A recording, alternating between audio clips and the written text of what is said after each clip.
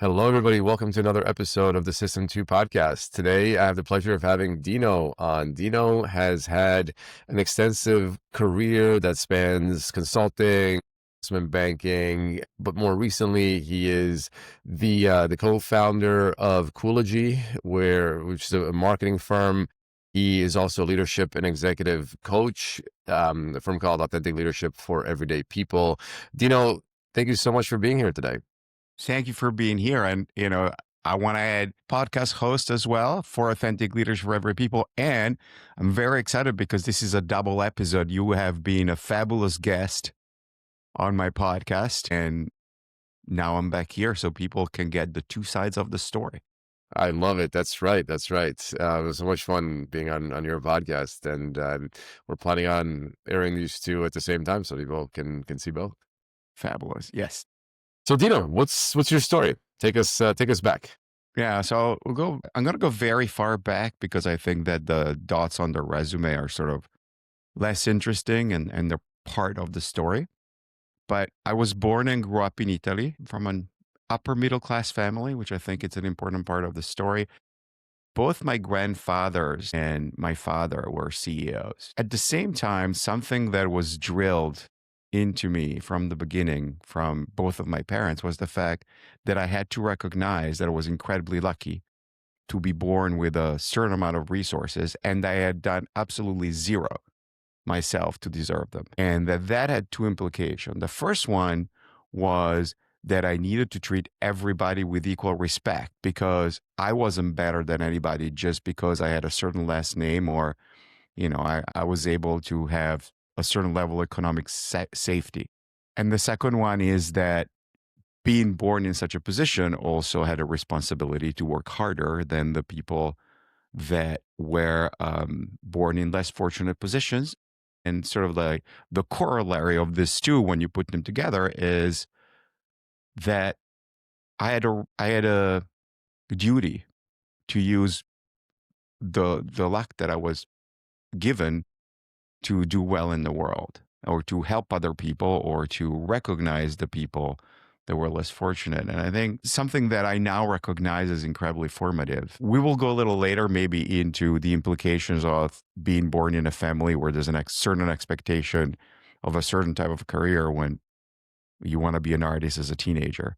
But I think one of the most formative things that is really coming out in my current work is my dad's view of who he had to be as a CEO. My dad always viewed his role as a CEO as a responsibility to the people that were working for him. He worked in industrial manufacturing. And I remember him, even like when I was 8 or 9, him talking about the fact that he had a responsibility to make the company run well because there were workers that depended on the company being able to pay them. There were vendors dependent on the company being able to pay them. And, the company was part of a community. And of course, there were clients who were dependent on the company being able to get the goods and produce the work to serve them. And I think that has stayed with me for a very long time. And another thing that has stayed with me, I grew up in Italy. My father used, in the 80s, 90s, and, that was a different level of access that it is now.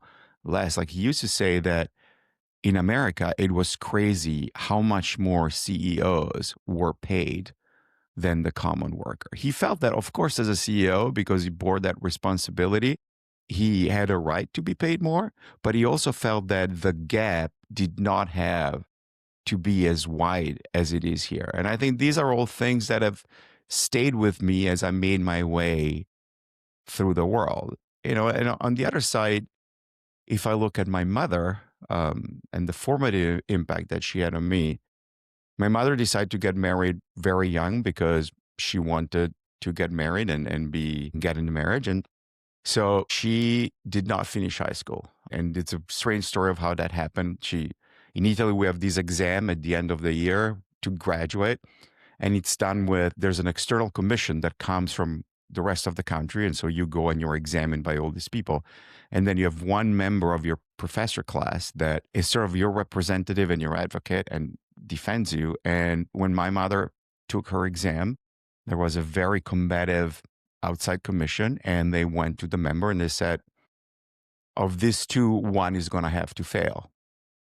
The internal member knew that my mother was getting married, and she went to her and said, look, I told him that you would be the one, that you were not going to pass. But despite being, so she just, obviously she had like a broad general education, but she was also incredibly wise. And I think probably the most important thing that I got from her, I am not very good with physical things. I have coordination problems.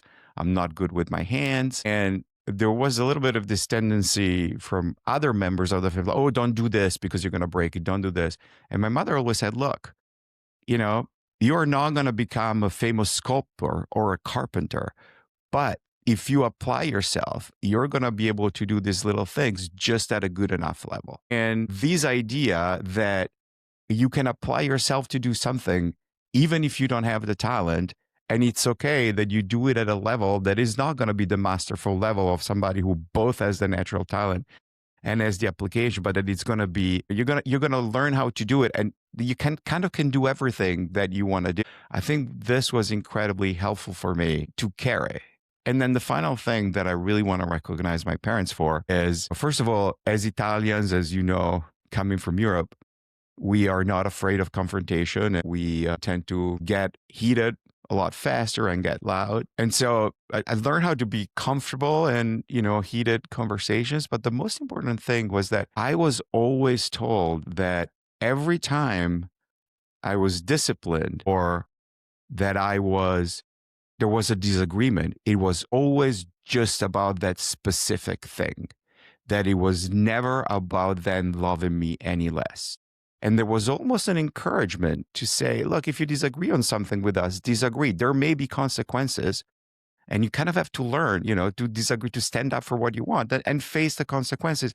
But the consequence will never be the withdrawal of our love. And I think that, that practice, certainly my father and I have not agreed on things many, many times. And there's been very different levels of confrontation. But I always knew that it was a safe confrontation. I always knew that I could stand up and that I had to be ready, that if I did something, if they tell me you have to do this, and I decided to do something different, and there was a consequence, I had to face and take that consequence. But it was just that consequence. And I think being able to carry that in my life has been something that has really helped me.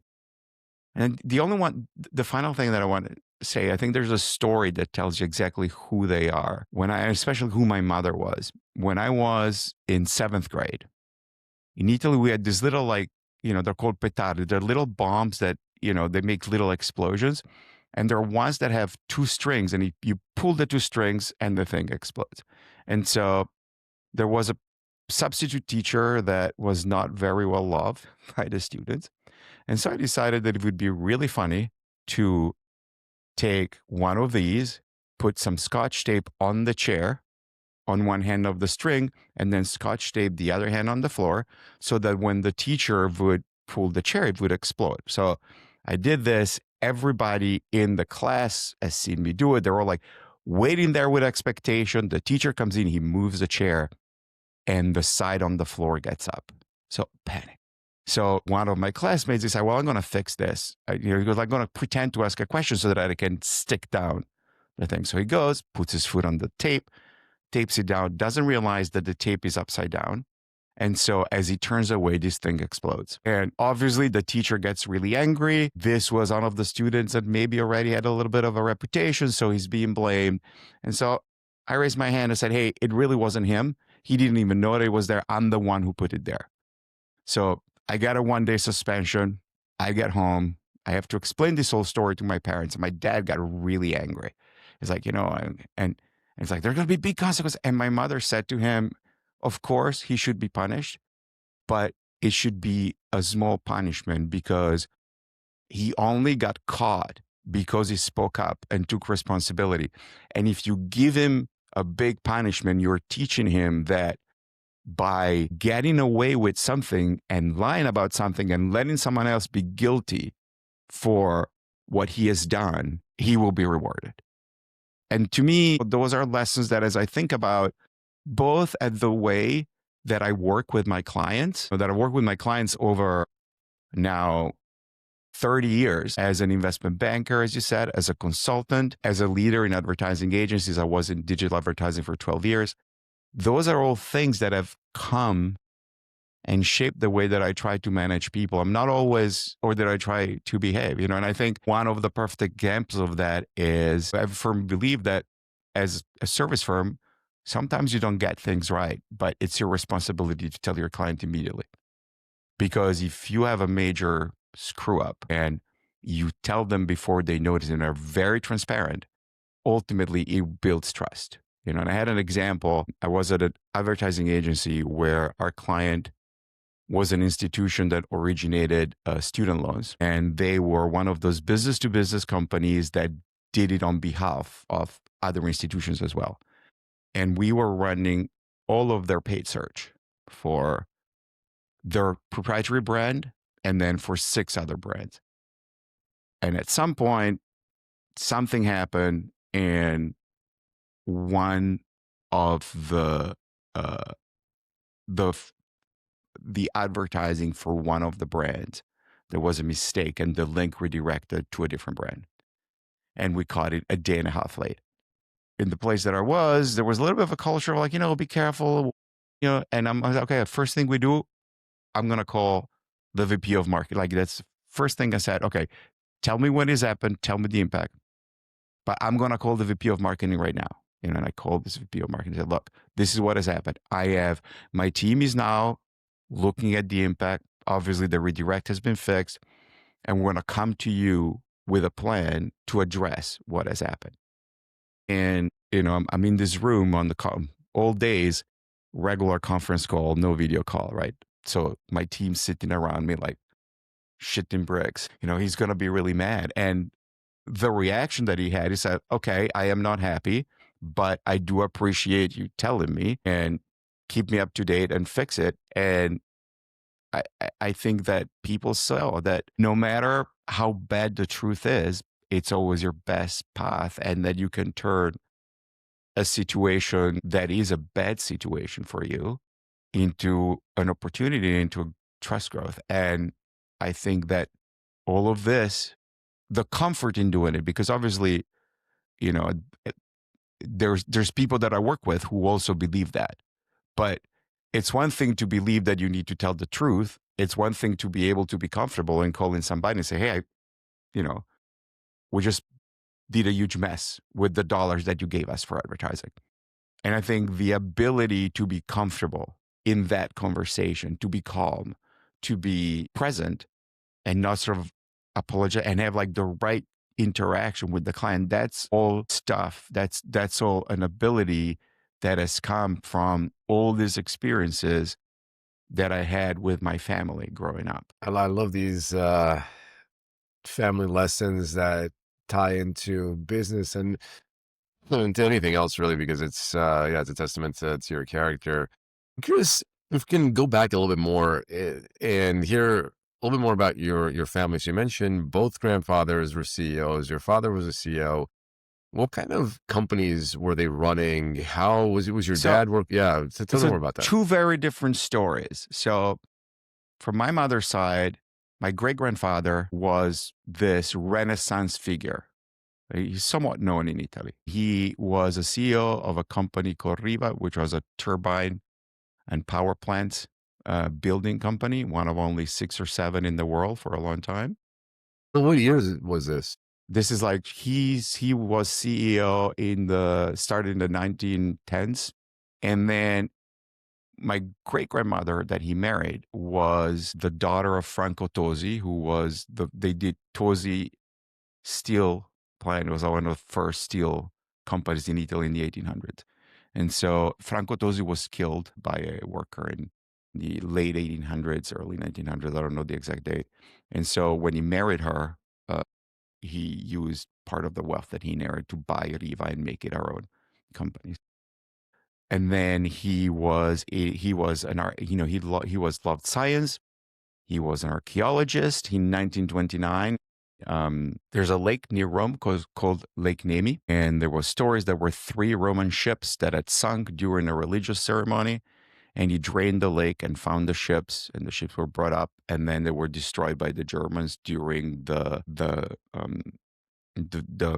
retreat in the 1943-44. He then, they were part of the resistance.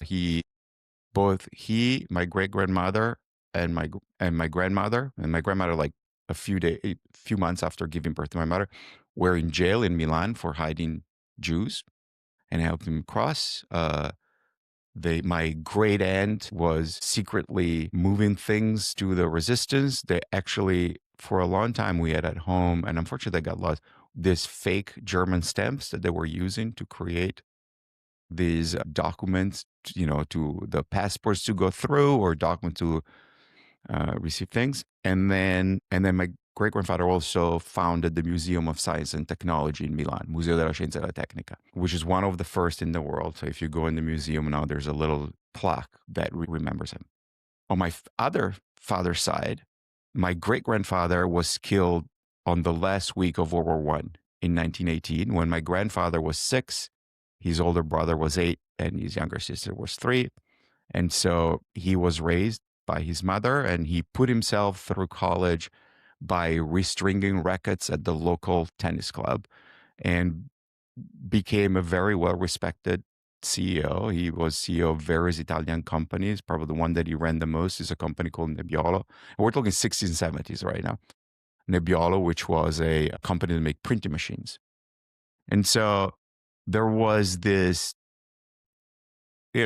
tension between this. I think I was very lucky because I had both sides. Like I have this self-made man whose only really, my grandfather's main preoccupation was to provide for his family, because he had to provide for his family his whole life. And I think he passed that on to my dad, this idea that work is the most important thing.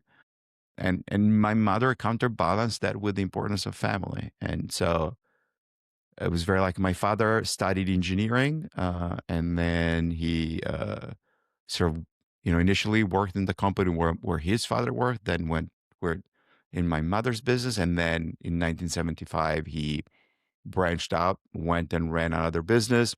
And then in the mid-'80s, he was invited by a financial investor to be a co-CEO, to be CEO and like sort of minority investor in a other big industrial plant that he turned around.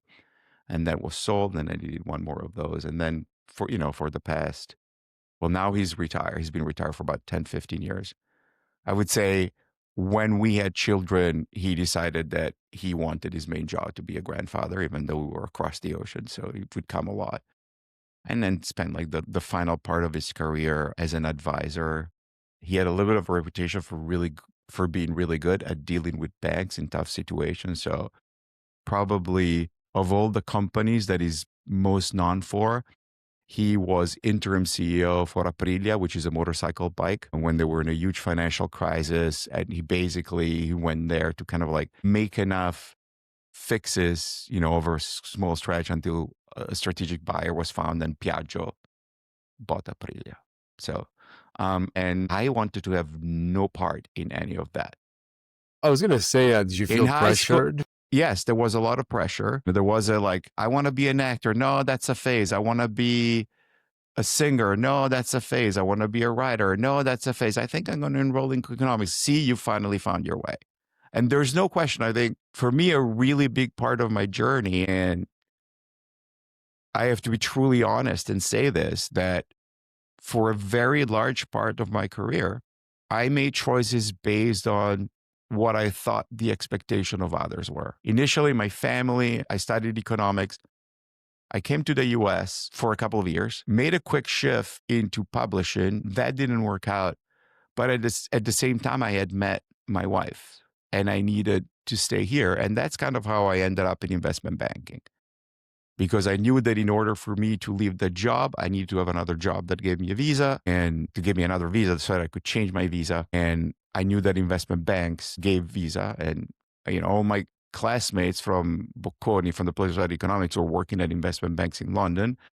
So they helped me get connected into all the various recruiting programs of 3 or 4 places in New York, and I ended up at Lehman Brothers. Did you, looking back, do you agree or disagree with your parents that those were just phases? Do you feel like they knew you well enough to be like, oh, he likes a lot of different things, but he's not going to stick with it? Or do you feel like, yeah, you could have actually become that writer or actor that you wanted to be? So there's part of those things. If I look at the things that I said that I wanted to do when I was 18, some of them I recognize were hobbies that I loved. The primary one being music. I'm still making music now. I was in a band from when I was 15 until I was 25 in Milan, and I played guitar. I've made love guitars. I have way too many, and I'm in a band now. Every once in a while I make music. I still play. My wife is a musician, so that's a really powerful connection. I think if I look at where I am right now, as my job is, I'm an executive coach. And I do think one of the things that I was interested in doing when I was in high school, I wanted to be a psychologist, but I wanted to study psychology. And there was a very firmly held belief in my family that if you wanted to be a therapist, you had to be a doctor. And I'm afraid of blood. And so I decided that I didn't want to go do medicine. And medicine is longer, it's 5 years. So I would say that they were partially right or partially wrong. I would say that if I had gone down that path, I probably would have had a very happy career in life, because I found now that as a coach, I love helping people. I love the one-on-one conversations. I'm very comfortable with it. And I found that sort of in the coaching, I have now found a place for all my knowledge and understanding of business. But I had a very complex relationship with being in business for a long time. As I said earlier, when I got at Lehman, I got into this treadmill. And you've been in an investment bank, even though in a different role in New York. So you understand that because of the intensity and the fact that it's a bubble and it's very hard to be out of the bubble, I got on this treadmill, Lehman Brothers, Harvard Business School, Bain Consulting, where in the 90s, I think things are a little better now, but definitely in the 90s, you were taught that you benchmark yourself to your peers, and that there were only two things on the scoreboard: how much you were making and what your title said. And I think that the combination of the expectations initially of my family that I would have a career in business and this have led me for a number of years to make choices that maybe were not really in line with me. And I have a career that when you look at it from the outside, you see, okay, investment banking, Bain, consulting, 12 years in digital agencies. The last role that I had in a digital agency, I was at a boutique firm, and I was running the financial services and the technology, media, and telecom practices and the account practice. Then I left there to join a private equity owned company, which is a platform for independent insurance agents, as the digital marketing officer. And then there was a moment where it looked like this company was going to be acquired. And then for a variety of reasons, it became very clear that an acquisition wasn't on the horizon for a long time. And the company was about an hour and a half commute from my house. And my son started high school. And there's a shift in the independence that kids have when they go from middle school to high school. And it became really clear to me that I only had 4 years left with him before he went to college, and 6 with my daughter, who's 2 years younger. That became like you have like a different understanding of the fact that they're going to go to college when they're 18, when they start being independent. And at the same time that, this idea that I had been chasing in business school, that I'm going to make a lot of money and retire, was off the plate. I tell this story at the end of the first year at Harvard Business School. And I don't know if they still do it, but when I was there, they did it. They give you this survey. And then the next day or a couple of days later, they come back with the results. And they say, well, in this survey, every year we ask the same question to the class. And the question is, do you think that you will have made enough money to retire in 10 years? And 80% of the class members say yes, but only 20% will. So you need to start adjusting. I'm not embarrassed to say that in the arrogance and the self-confidence that you have at the first year at a major business school, I looked around the class and I'm like, I'm sorry for the 60% of suckers who are not going to make it. And then when I found myself at that point, say, hey, I'm in the 60%. How do I rearrange my life? And I've put all this effort into learning business skills that are really not that meaningful to me. Like the things that I'm really good at right now, I'm not necessarily very interested in doing. I had, I was 48, I had a really big existential crisis, and I quit my job. And I decided that since I wasn't going to be able to make a lot of money and retire and just do the things that I wanted, I needed to restructure my life to start doing the things there, because some of the things that I love doing, like skiing and playing music, require a certain level of physical fitness. And I realized that at that stage, even if I had the ability to get into a startup or something that would make a lot of money, the time that it would have required me to be in there, by the time those had matured, maybe I would not have had the level of skills to do that. And also, just as, if not more important, I had spent the first 14 years of my son and 12 of my daughter 4 days a week in Seattle for 6 months because Microsoft was a client, 3 days a week in Detroit for a year because General Motors was a client.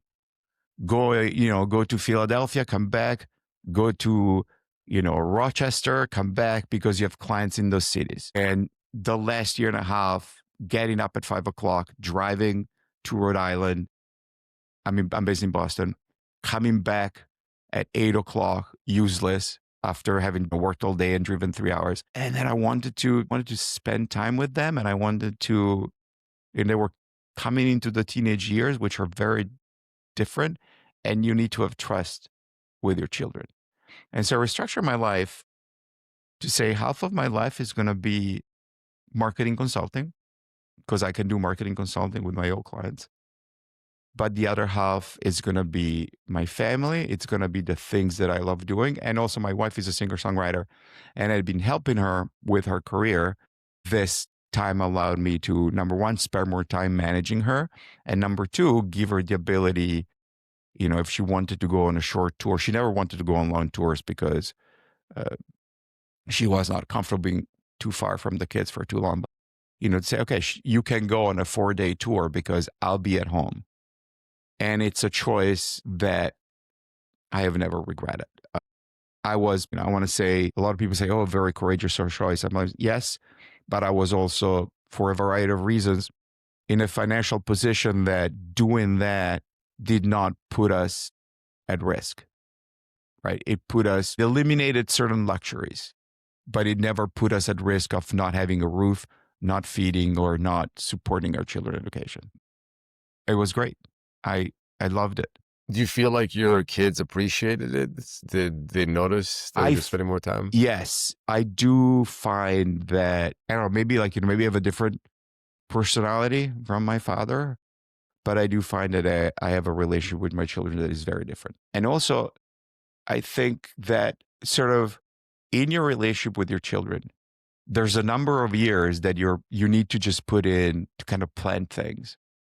And then there's a point as they start to develop their own independence and personality that if you have not built that trust by that point, you're not going to build it. I mean, it's going to be really hard to build it. As they go from like 14, 15, 16, 17, and then in the college years, it's a very different job. Is in some ways more difficult and more rewarding because it's not about being there all the time. Like when your kids are young, you need to be there all the time. But it's about being there when they need you and being really present when they need you. And I think that having that additional flexibility allowed me to do that for them. And, we have a really, I would say we're a really strong relationship. And what about from a career standpoint? Like once your kids went off to college, how did that? When I, in my, in this years working, I maintained a number of relationships with either peers or direct reports who were coming to me for advice and thoughts. And so there was a particular situation where somebody was given an offer to become a CEO somewhere. And it's a complex decision, both for the change in the job, what he was doing in the other job. And so we would be on the phone for a couple of hours every week for a month. And at some point he said, you should be my coach. I should pay you. I said, no, we're friends. But then I just called a friend who was a coach and asked how much would I charge him. And when they told me how much executive coaches charge, I'm like, oh, if I become a coach, I can work a lot less, which was, I think, a reaction in line with sort of my, okay, I don't want to be defined by work only. I'm kind of cooler and whatever. But I decided that in order to start moving towards coaching, I needed to get some training. And I looked at where my friend had trained, which is the Coactive Institute, and I started that path. And it's a process where you are, all coaching programs, I think, probably similar to how psychologists or analysts or therapists are trained.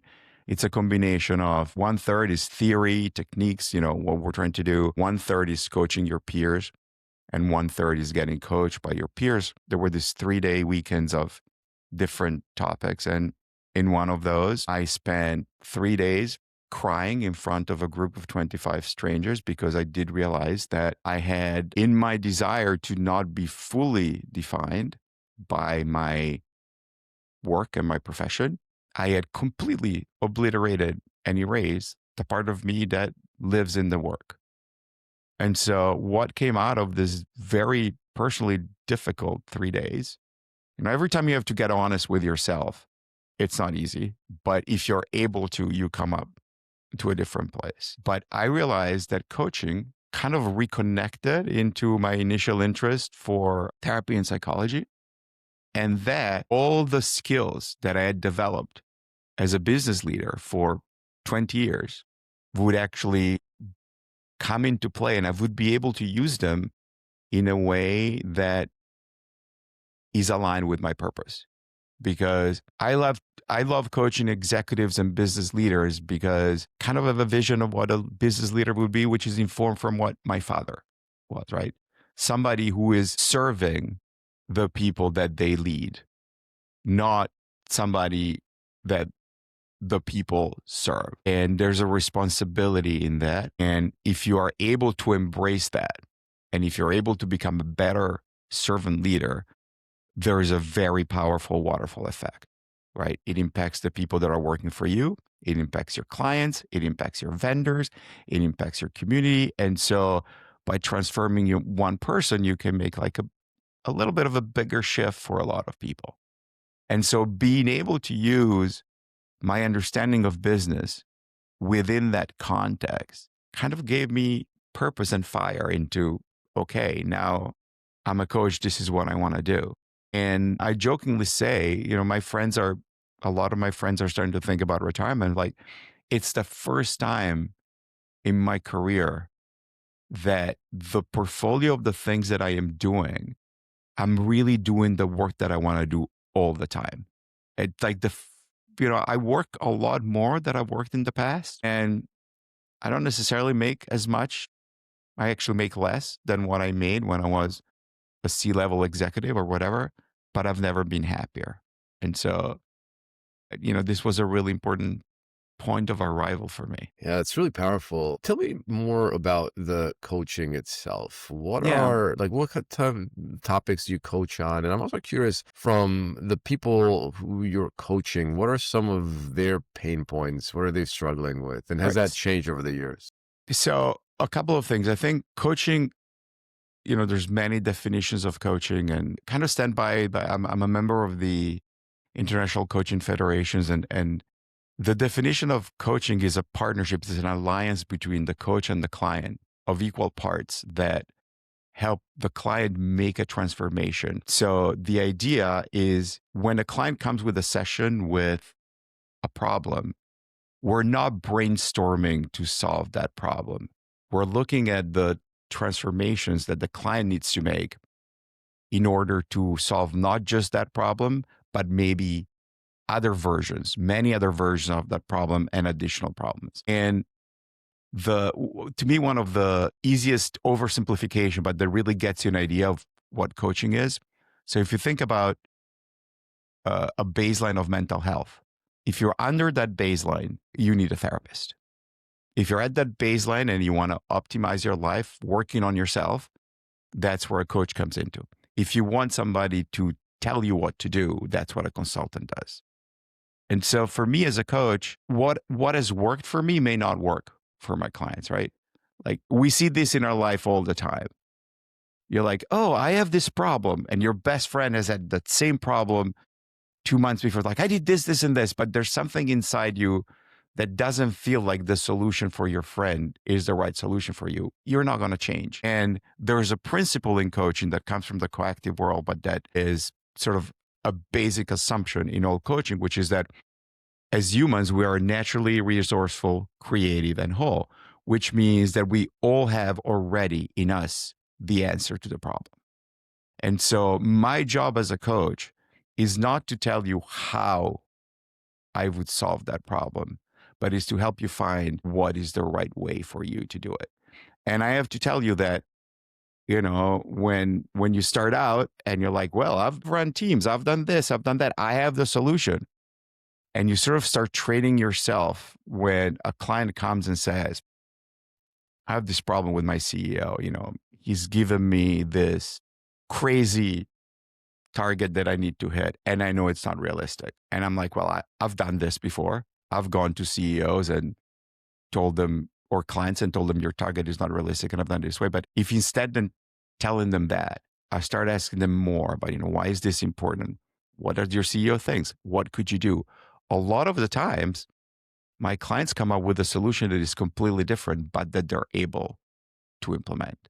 The second part that is part of the coaching is the idea that we coach the whole person, because if we're trying to get somebody to do a transformation, we're coaching the whole person.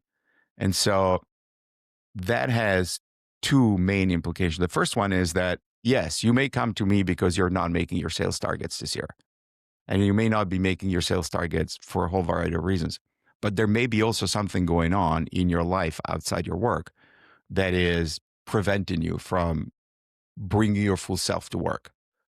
And so if I get a sense in a conversation that maybe there's something else going on, with the client's permission, we may explore that. The second part, which is really, really important, and it's becoming even more important to me right now, is the idea that we are trained to operate with our brain and to think. And I'm a very logical, analytical person, but there's a whole set of knowledge that rests in our whole body. And so coaching the whole person means accessing that knowledge as well. And that's an area that I'm actually going more in depth right now. I've started a program to become a certified somatic coach. And that involves being in a session and we may be having a conversation around, I'm trying to hit this target, but it doesn't work. And then I may ask you, okay, sit back for a second. Pay attention to what's going on in your body right now. What's happening when you're saying that you can't hit that target? Just try to feel the sensation that you have in your body. Where are you feeling sensations? What's the sense? Like you're like, oh, it's my chest. I have trouble breathing, or I have a tingling in my shoulder. And as strange as this may feel to people like us that have been fully trained in the traditional Western, very analytical, very data-driven world, a lot of the time there's answers in there. And if you think about it, some of the biggest and most successful business decisions that famous entrepreneurs make, they call this a gut decision, right? Everything in the logic will tell you shouldn't do that, but you have a feeling, or like you're interviewing somebody for a role. Like, this person has a great resume. He's giving you all the right answer. And there's something in you that says something doesn't feel right here, right? Well, that's the knowledge that we have in your body. So part of the work that I do with my clients is help them access more of that and be more rounded. I love that point, and about how, yeah, like we've forgotten that we have bodies, and yet we use them all the time to think, to make decisions, and getting more in tune with that is extremely, extremely important. What do you, I don't know, what kind of problems do you see your clients having? Yeah. Is So, it, yeah, and have you seen that changing over the generations? well, yes, I think problems have changed over the generations. I think what the biggest thing that has changed the speed and the strength at which the problems manifest. It's really funny because in 96, when I started at Bain, I came into a really big class. And so there was initially they weren't able to staff everybody. And I ended up spending 6 months working with Reed Gadish, was the chairman of Bain at the time, and being her speechwriter. And I helped her prepare. So Bain was leading the business track at Davos, at the World Economic Forum, and she was hosting a panel. And so we needed to prepare her opening remarks and her plan to tackle this panel. And the panel was about, what has changed. And the main point that we made in 1996 was that what has changed was the pace of change. And what has changed as the pace of change is a remark that has been made in 96, in 2000, in 2005, it's made right now with AI even more so, right? So if you think about it, yes, the problem of change, but the core of it, that's the same. Generally, the people that I work with are very self-motivated. They're really competent in their whatever functional skills are, whether they're C-level executives or SVP or people that have just been promoted in a significant new role, or people that have all the tactical potential to be a senior leader, but they are not there yet. And what I work on the most is bridging their technical skills. It's funny, like I definitely am not a biologist or a scientist, but in a strange way, I ended up working with a number of newly promoted chief of research or SVP of clinical studies or this type of role in biotech companies. And the problem that they face, I think, is very similar to when you are in finance, like a great fund manager that gets promoted. You are a great coder that now needs to run a team, and it's this.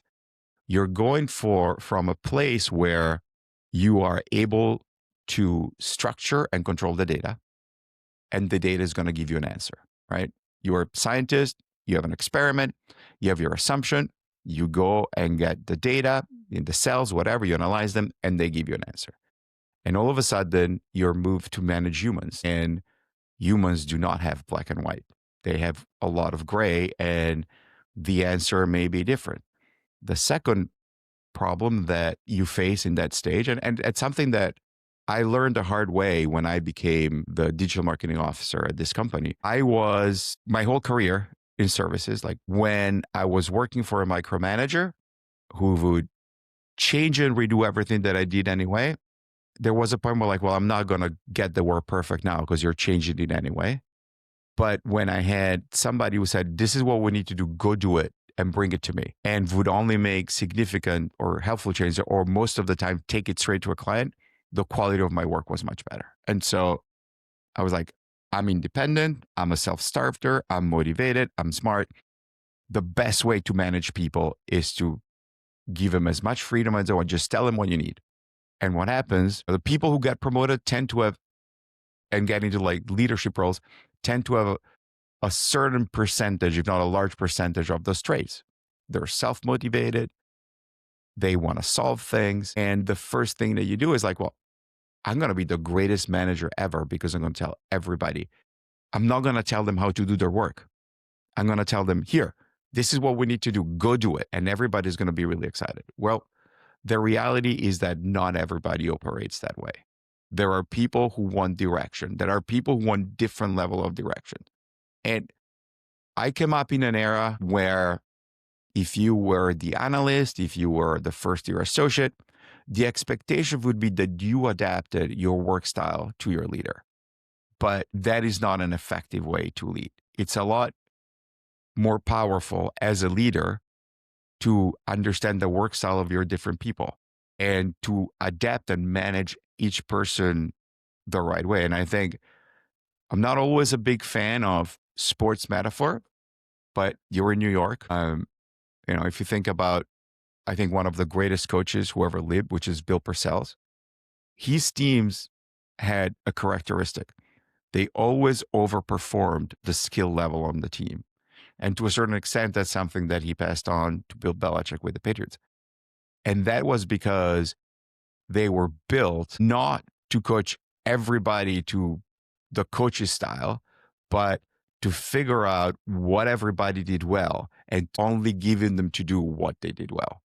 And I think as a leader right now, this is a massively important skill set, because the reality is that as much as we would all like to have only A+ talent, there's a limited amount of it going around.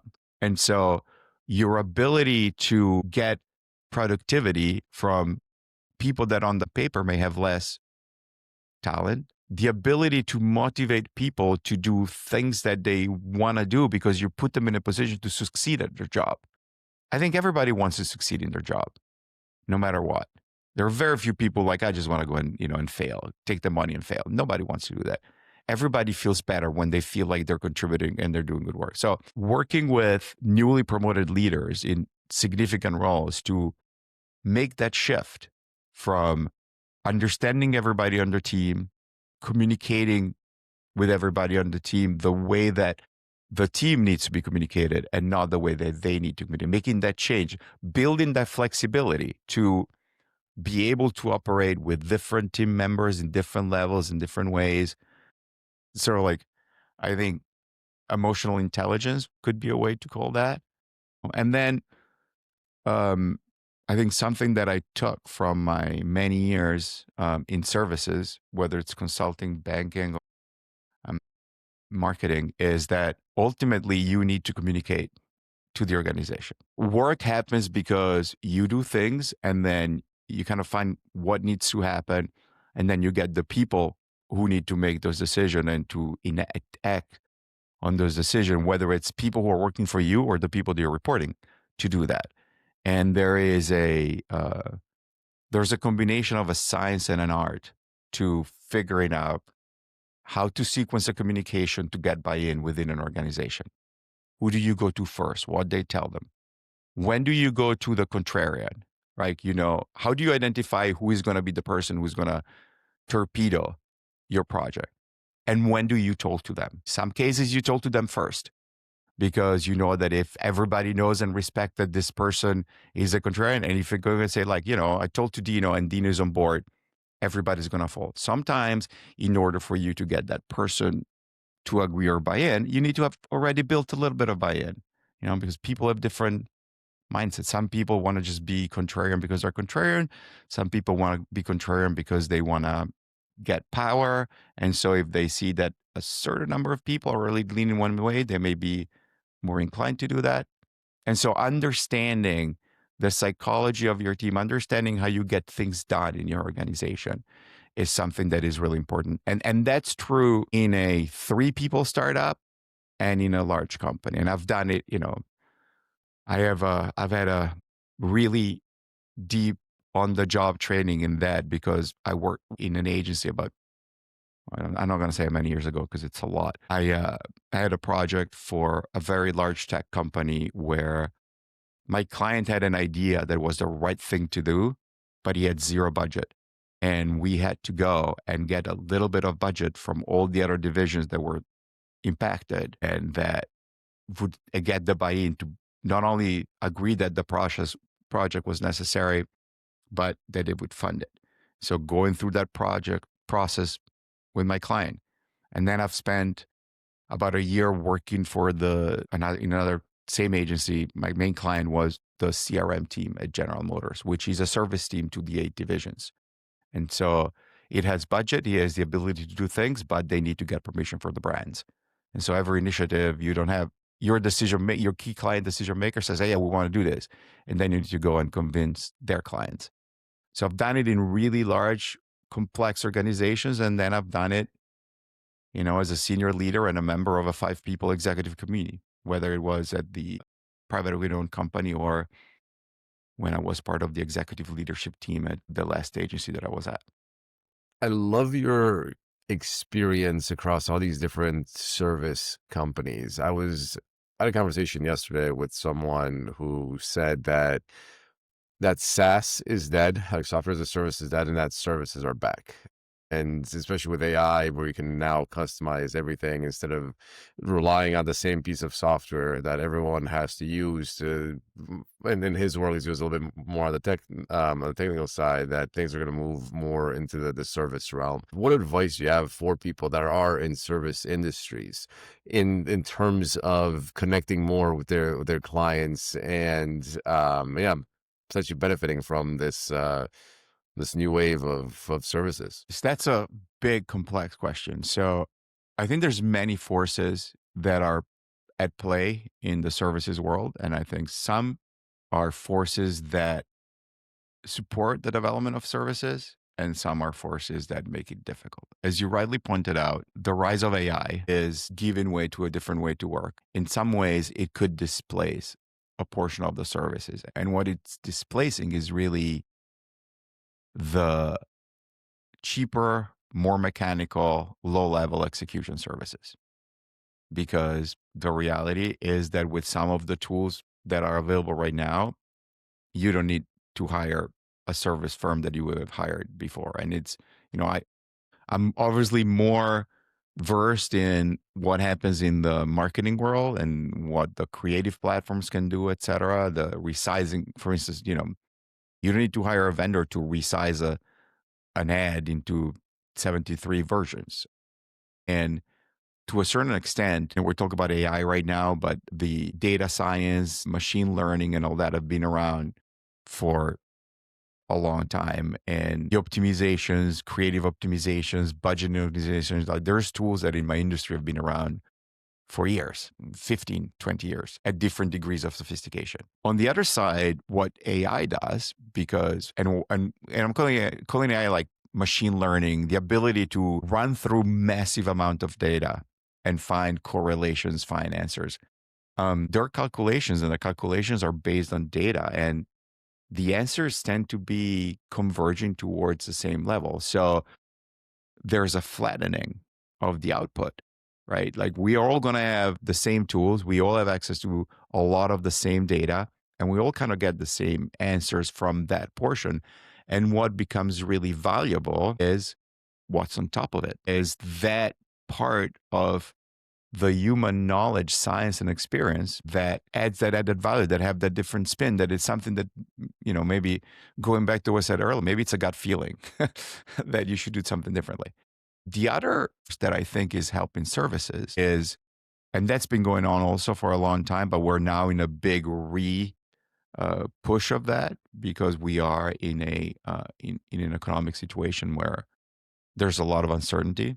We may or may not be on the verge of a recession, you know, but it's a moment where many companies are not willing to make long-term financial commitments.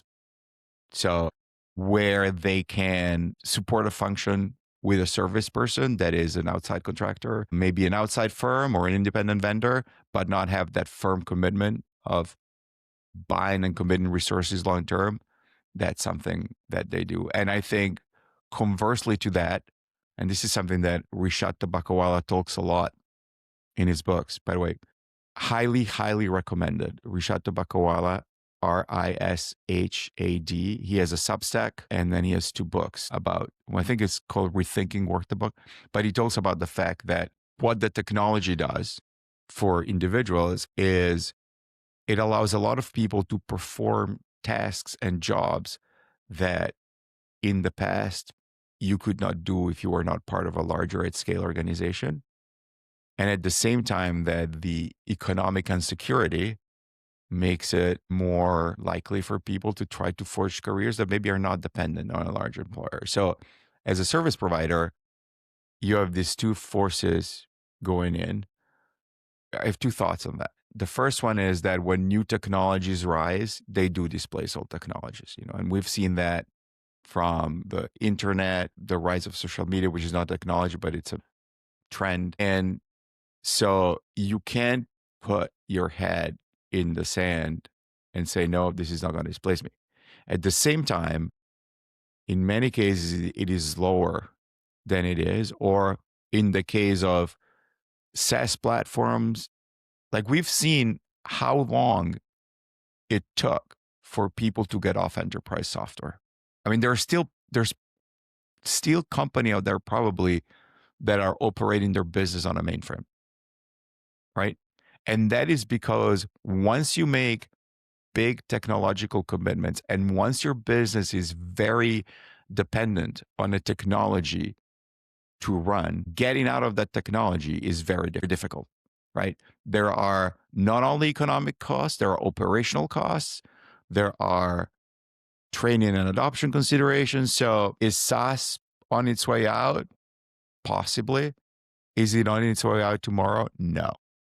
And I think if you have a service that you're interested in providing, um, definitely need to go through a figuring out of, is what I am providing really superior to what you can get from automation, et cetera? What is the niche that I'm serving? And what is the value that I'm creating for whoever needs it? And it ends up being, what is the hole and the need that you find? You found a hole and a need in the market for a certain type of information to help people make better decisions. And you have developed a way to tackle that is unique to you and your firm, right? Or maybe there's a few other firms that does, but it's a unique point of view that you have. And that comes of a combination of doing things differently and being willing to do certain things that maybe for people are difficult, right? So your service has value right now, and it's a service that will stay. It's a service that people maybe were not thinking about before when you launch it. And it's something that it's something that you saw by being inside companies that kind of look like your clients. And you're like, what? Like a lot of the great services come from looking at the way things are done and say, why are we doing it this way? Is there a better way? And I do think that, yes, there is an opportunity for people to create new services that we haven't thought of. But I'm not going to go here and give you the viral clip. Dino Cattaneo says SaaS is about to die. Dino Cattaneo says maybe. Dino Cattaneo makes his informed speculation, but you should go and listen to a lot of other people before you make your speculation. I'm curious to get your take on marketing. So you spend a lot of time in the marketing world. What are you seeing there? What do you think is going to happen? And what kind of are you seeing? So it's very interesting because I have, as I mentioned, I am a partner in a marketing firm, and I'm the minority partner and co-founder. My co-founder is about 15 years younger than me. Her name is Kat Holt. She's a brilliant marketer. You may not realize, but you are seeing she was the head of marketing for Progressive Insurance. And she's the one who came up with the idea that if one of the big fear that we have is that when we become adults, we turn into our parents, and that buying your first home is one of the big steps into adulthood, then you can sell home insurance. Play with this idea. And then Arnold, which is the advertising agency for Progressive, has created a series of amazing campaigns. The parenthemorphosis campaign, where people turn into their parent of the opposite gender. So sons turn into their mother and mothers turn into their sons. And then Dr. Rick, who has been, I think, on TV for a really long time. And if you're watching anything on a major channel in the next month, you will see something from him. And my goal with that company is to support her.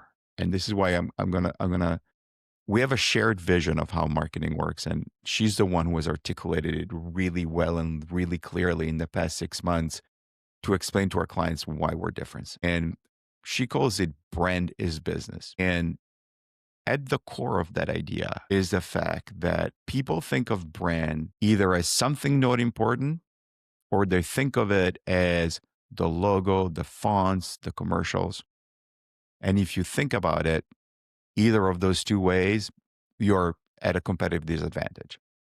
Brand is and should be the engine of business, but it is and should be the engine of business when it's tackled correctly. And that means having a very clear articulation of what your brand is and what you stand for, having a clear understanding of what that positioning does for you, and if you're really live into that positioning, and then how that is perceived in the market, and what are the degrees of latitude that allows you when you're making certain business moves, and then having that inform everything they do. So how does an interview to be hired by the company happen consistently with your brand? How, if you're a retail company, how does the experience in the store need to happen to be consistent with your brand? Even if you're a business to business company, how does the experience need to be? And then once that is articulated, there are implications that are both into how you communicate it, the traditional advertising services like creative services, but then it's also how do you go to market? Which channels do you go to? Which audiences do you go to? Which audiences do you exclude? If you're thinking about launching a new line of business, can you launch it right now? What do you need to do before you launch it? Conversely, if you want to change your logo and your images, what do you need to do before that logo and that images is accepted? And I'm going to apologize to your audience for using an example that has been discussed to death in 2025, which is the Cracker Barrel logo, right? So they just threw out a new logo in market without any communication and any preparation. The change of branding, the change of position was driven by a real business issue that the company had, which is that it was a declining market share, less customers, etc. But before they made this shift, they didn't do any of the work that they needed to do to, number one, start communicating what the new logo was to their customers, to start making the changes in the way that the stores were operating, and most importantly, to understand how far were they allowed to go in their changes with the customers. So, layer on that the fact that we are now in an incredibly polarized environment where there are people on social media waiting for anything to be said to take an extreme position on one side or the aisle politically. And that's how you got the disaster. So if they had been working with us and they had told us, well, our audience is aging, our audience is, we need to go to a new audience, probably we wouldn't have said, okay, your first step is not to launch a new logo. These are things that you need to do in your stores. These are communication that you start to put into market. This is how you keep your customer base that has been the core. You still have a core customer base that it's really tied to you as a brand, right? That they have like deep connections with the imagery, which what you stand for. And this is how far you can extend to get from that customer base to get growth. And these are the steps to do it. And this is what you need to do before you get to the late point. So I believe, I'm going to go back to your question about marketing. So I believe that marketing right now is the most important function in the firm, that the best CEOs in the next century are going to come from former CMOs. But I also think that there are not many companies that understand the role of the CMO and the role of marketing and that are shaping the people. We still have marketers who are great communicators or marketers who are like performance-based, right? And they don't understand that the power is it's in the integration of those two sides. It's a combination of, it's probably the most difficult function in the firm because you need to know your customers, have really ownership of the customers and be able to inform product design by understanding the customer. You need to understand the technology that needs support your infrastructure, technology that is very real and complicated. Like we're talking about, how do I build a CRM database? How do I make sure that every interaction that a customer has is visible to the other parts of the firm? How do I make sure that when you walk into a store and then you come to the website, I know that's you, right? And then how do I set up the tracking of all the different activities that I have technologically? So there's significant marketing technology infrastructure that still sits for many companies. The procurement of that still sits with procurement, with IT, with people who don't have a clear understanding of what that is supposed to do for the company. And then in addition to that, you have the whole part of protecting the brand and the company. How does PR connect into that? How does performance marketing interact with brand? What are the risks when there's a crisis? If I don't manage it correctly, what is the financial damage to the actual brand as an asset if I mismanage a crisis? Have I planned all the things that I need to do? if something bad happens to the company. And that something bad could be, McKinsey losing the lawsuit on the OxyContin, right? Being deemed responsible, so not them, but like being found out that you are the advisor to Purdue Medical when they're doing that. Or it can be, Dino walks into a fast food restaurant and has food poisoning, right? And puts it on social media and 1 million people see it. There's all this crisis coming through, and thinking about how to manage them, not just for the short term, but for the overall value of the firm, and having plans in place for that. So this is what we mean when we say Brandon's business. And so, we're trying to help people along the whole continuum of that. We say, we want to help you build the brand. We want to help you put it in market and make money out of it. And then we also want to help you protect it. And then in terms of the making money, I think that one of the biggest challenges that live in the marketing world is that the people who understand numbers, quantification, et cetera, are mostly performance marketers. And so they operate at a very tactical level.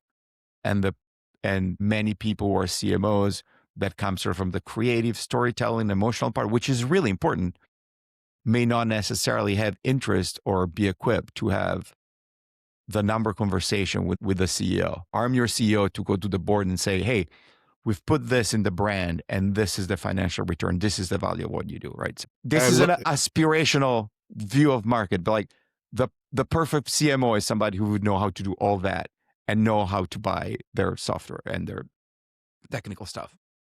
Yeah, no, I think it's interesting because it brings us back to some of the lessons that you learned from your family in Italy around not being afraid of hard conversations, whether it's with a family member, with your board, or even the story that you shared about pulling that prank on your teacher and then taking responsibility for it, which is what a lot of brands have a hard time doing and communicating. How do you, maybe the place to end this conversation is to go back to your childhood and your family.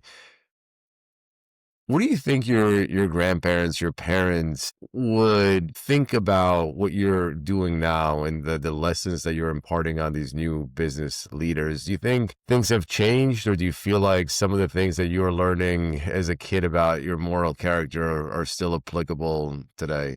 I think the underlying infrastructure, if you will, the underlying core principles are the same. I think we're operating in a different world, and I think some of the things that I do, they would love, some they would understand, and some they would be horrified by. It's just, I Like, think, well, what do you think they're horrified by? I think like, I don't think anybody in I don't think my father or my mother would have any interest in social media and having a LinkedIn presence and going and telling some of these things on LinkedIn, or like even having a conversation with you right like this publicly and sharing these things. I think I don't know, maybe that, even like the whole idea of coaching is something that did not exist 30 years ago or for a long time. And I would say for many people, it still has. When we think about coaching, we think about the life coach, and we think about, and I'm going to date myself here, but like, Stuart Smalley on Saturday Night Live. I'm good enough, I'm smart enough, and doggone it, people like me. Well, actually, that's some of the work that I do with my clients to get them to get into that confidence. But, it's work that is very deep and connected into who they are. Think that I'm hoping that, so it's interesting. I think I have this ongoing conversation I had it with my mom before she passed and with my father, which is my grandfather on my mother's side died in 1977, 78. And he was a huge adopter of early technologies, right? He loved cameras. He loved, he had a personal like video film camera as a young person. Like he was an officer in the Alpine Italian army, and he went to Russia, and he was on one of the 4 Italian officers who made it back. And 50% of the images that came back from Russia of the Italian army retreating are photographs that he took and video that he took. This came from his love of like this new technology. And I do think that he would have embraced and completely been on the same page with me on all the technology. My father was like, no, he would have hated computer because he was a mechanical engineer. Like, no, he was, that's who he was. He was somebody who loved doing that. I think if I think about the grandfather that I named after, Dino, my father's father, I think he would not have been comfortable with some of the choices that I've made to be not 100% in my career. But I think he came from I think about this a lot. I think that this lineage of what he had to go through losing his father when he was sick. And it's amazing because nobody knew how my great grandfather had died. And my grandfather died of Alzheimer. And we had this moment right before, like early 90s, right before his brain really started declining. I was in Italy visiting my family. I went to visit him and we went to get a coffee together. And he told me this story of how his father had died, right? And his father was an officer of the Il Genio, which is the part of the army that is in charge of building bridges, of technical stuff, right? And they were on the river, and there was a bridge that this battalion was supposed to take, and there was an Austrian sniper on the other side. And the Austrian sniper shot the officer that was in charge of sort of the troops going across.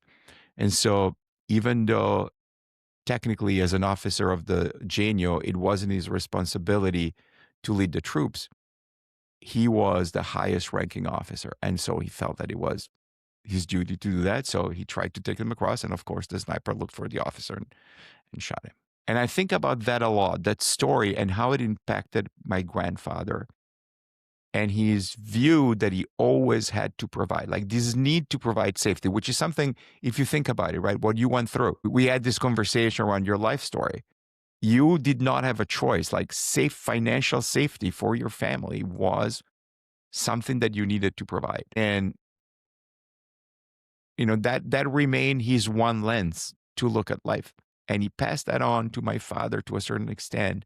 And I think my father would like to have some choices back in terms of his balance with work and life. And I have the luxury that because of my mother, because of my wife, and kind of like how we have decided to structure our family life, I was able to make that choice.